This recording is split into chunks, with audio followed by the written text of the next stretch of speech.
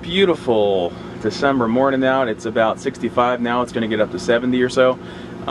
If you're up north, come on down. This is the time of year to come to Florida. You can avoid it in the summer. It's okay, we understand. But the wintertime, beautiful. Anyway, if you're ever hard up for parking out in the front parking lot, come out back. Either go around the Walmart side or go around the Winn-Dixie side. We have oodles of parking out back, and just look for the Coaster's Pub sign. That way you can avoid the congestion out there in the front parking lot. So, in the back entrance, we're taking a look at what's going on here. Cheryl is decorating a bit for us. So that's going on. This is big news. The countdown clock right now is advertising our Belgian Beer Fest. We're going to do that again this year. This is going to be the weekend of February 11th, 12th, and 13th. That's the weekend after the Super Bowl. We'll have 35 taps of Belgian beer on tap at all times for the weekend. Belgian food specials, Belgian cheeses from Chimay, all sorts of cool stuff. So that's one that'll pack the house, and you'll want to get here early to get the good stuff. This is new. This is a real English hand pump. This is not one of the fake ones. This is a fake hand pump, I'll admit it.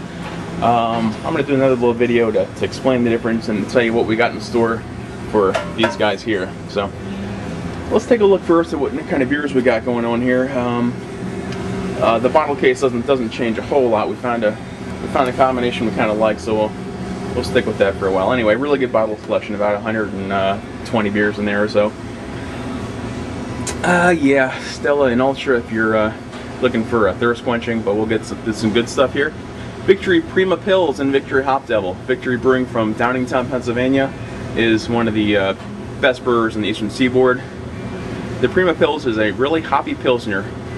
One of my favorite summertime beers. It's just super drinkable with tons of flavor, but not that high in alcohol, so you can have a couple there and not have to worry about it too much. Hop Devil is their India Pale Ale, and like the name implies, it's pretty darn hoppy. We do have Miller Lite and Yingling. We keep Palm Amber Ale on tap. This is one from Steenbruch, I believe, in Steenhuppel is the town name in Belgium. This is their best-selling amber ale. This is the beer that Fat Tire Amber Ale was based off of. So Fat Tire is essentially cloning the Palm recipe to do what they do, and they're having great success. But it's all based on this one beer here, Palm. Gaelic Ale is another amber ale. This one comes from North Carolina. Super drinkable. We're hard-pressed to find someone that doesn't like this beer. This is the one that, you know, if someone just doesn't know what they want, we give them a sample of Gaelic Ale, and more often than not, they say, yeah, I'm going to go for that one. Barsteiner Pilsner from Germany. This is a German Pilsner. Franziskaner Hefeweiss Dunkel. That's going to be a dark Hefeweiss. Cloudy wheat beer, but with plenty of malt characters in there. It's really tasty, and lots of folks enjoy that one. Our little Stone section here, we keep Stone Arrogant Bastard, which is a 7.2% alcohol American Strong Ale. Really unique taste, lots of flavor in there. Stone Ruination IPA is their double IPA.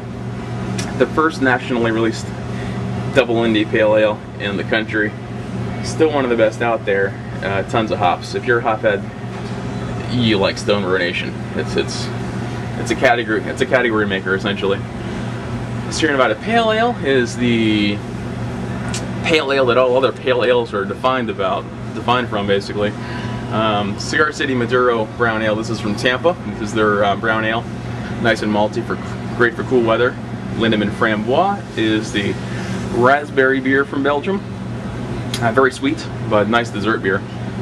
Fuller's ESB, it's extra special bitter. That's an English bitter poured off a nitro stout. And yeah, it's super drinkable, super smooth, malty, creamy, all that good stuff. Weinsteffen Hefeweiss. This is from the oldest brewery in the world. Started in 1040 AD in, test my trivia knowledge here, in Füssen, Germany? In Freising, Germany, just north of the Munich airport. Freising. So if you're ever flying to Munich, it's a very short drive. Well worth checking out. Go up to Weinsteffen. We have Guinness Stout pouring on this ancient looking wacky spout there that's got like 3 adjustments that we can make to it. Apparently it's adjusted well because it's been sitting there for 15 years doing its job. So in any event, go through lots of Guinness. Phelps Two Hearted Ale is a India Pale Ale from Michigan, Kalamazoo, brewed with Centennial hops. Real citrusy in flavor. It's a super good India Pale Ale. Tucher Hefeweiss, of course, another German Hefeweiss. This one's a little bit lighter than the Weinsteffen. Yeah, we have Bud Light, Spaten. This is it's going to be a full-time Spaten tap that we're going to rotate between their Oktoberfest and their original lager. So right now we have their Oktoberfest on tap, and we're just going to go between the two kegs. Same brewery, both great beers, just slightly different styles. St. Bernardus App 12 is on tap at all times. This is a 10% Belgian. Hey, alright, I just hit a button that I didn't mean to hit, so we're gonna hope that keeps working. I'll edit it out if I don't. St. Bernardus Abbey 12, App 12 is on tap. That's from Belgium as well, and it's a 10.5% Belgian strong ale, or Belgian quad if you want to call it that. Magic Hat number 9 from Vermont. This one is a not quite pale ale, they called it. It's got apricot puree in there, a little bit of fruitiness. It's a really cool beer, especially good for warm weather. It's very drinkable. Narragansett Lager is our cheap beer, $2 pints all day, every day. Optical Illusion from Blue Point is a nice and drinkable hoppy, but not too alcoholic. Call it a strong pale ale, call it a IPA, whatever you want to call it. It's nice and hoppy, but it's not too much there to where you can only have one of them. It's pretty sessionable. It's a good beer. Grimbergen Abbey Ale is a double. This is from Belgium, and just super nice beer. A little bit sweet, a little bit tart at the end, and it's a good representation of a Belgian double. Great stuff. This was new today. I thought, you know, Japanese classic ale. This is a 7% pale ale that's aged in cedar casks that are used for sake. So it's a really cool beer. It's from Koichu Brewery in Japan. Yeah, I'm sure that's not how you pronounce it, but in any event, great beer. Give it a shot. I don't have a whole lot of it, just this one keg, and it's delicious. It really is. Sierra Nevada Celebration Ale celebrates the cool weather and the holidays. This is a great hoppy. Go ahead, call it an amber ale, but whatever you call it, it's delicious. It's hoppy, and if you're a hophead, you already know about this beer. It's great.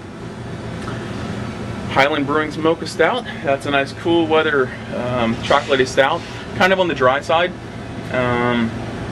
Lots of malt flavor, dry chocolate flavor there.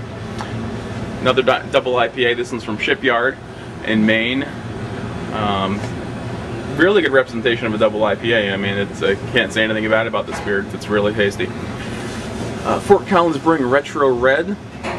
This is a red ale. You don't see those too often, so I figure we throw something a bit different up here. Red in color, nice and malty, a little bit of hops to the backbone. It's just it's a little step up in taste from the Gaelic Ale down when we saw there earlier. It probably won't last long either, so try that out if you can.